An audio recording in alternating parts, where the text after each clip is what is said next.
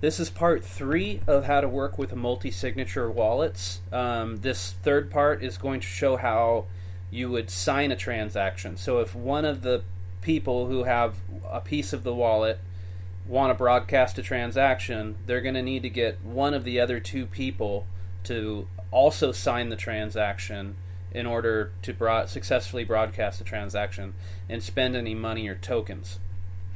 So I've got my 3 wallets here. So this represents the 3 different people, and we've still got 10 Trout tokens. And I sent a little Bitcoin Cash to this, like 10 cents worth of Bitcoin Cash. And you can see that this is reflected in all of the wallets. They all have the same transaction history. They all have the same tokens once you add them in. And so that's what's nice about these multi-signature wallets, and why you needed to swap those XPubs at the beginning, is that's what keeps all these wallets in sync. So again, I'm wallet number 1 here, and we're going to send a little bit of Bitcoin Cash to ourselves, just to demonstrate the exercise of sending Bitcoin Cash. Same process is the same for tokens, and of course it's the same if you're sending it to someone else rather than yourself. But let's see, what's our maximum?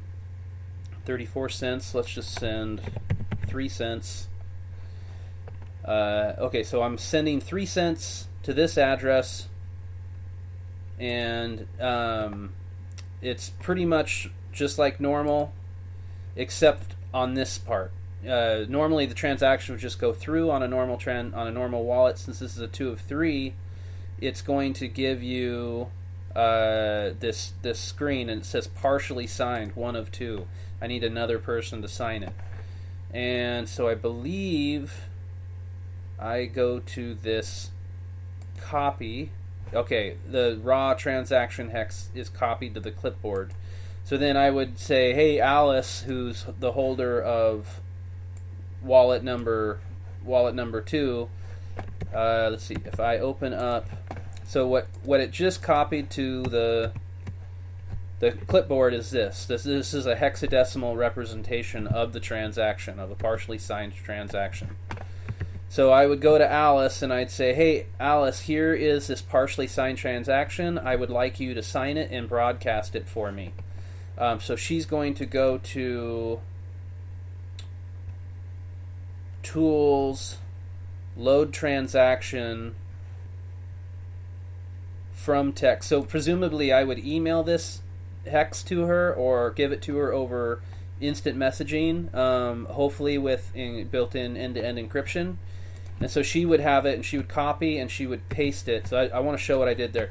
You go to Tools, Load Transaction, From Text, and then paste in that text right there. And so this is the transaction that Alice is loading into her wallet.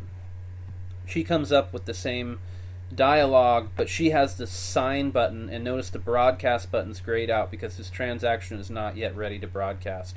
It's still only partially signed. So Alice is going to, now that she's loaded the transaction, she can sign it. It is now a signed transaction. The broadcast button, is not grayed out anymore, and she can broadcast it. So there we go. It's been and then she can safely close this. It's been broadcast. If we look at our history, we can see a new transaction popped up. And we sent it to ourselves, so the money just kind of went out and came back in. But you can see that all the wallets are in sync, and they're all reflecting that same transaction because these wallets are linked. So anyways, that's how you send a transaction with a multi-sig wallet and have 2 of the 3 participants sign it. And the process is the same for tokens as it is for Bitcoin Cash.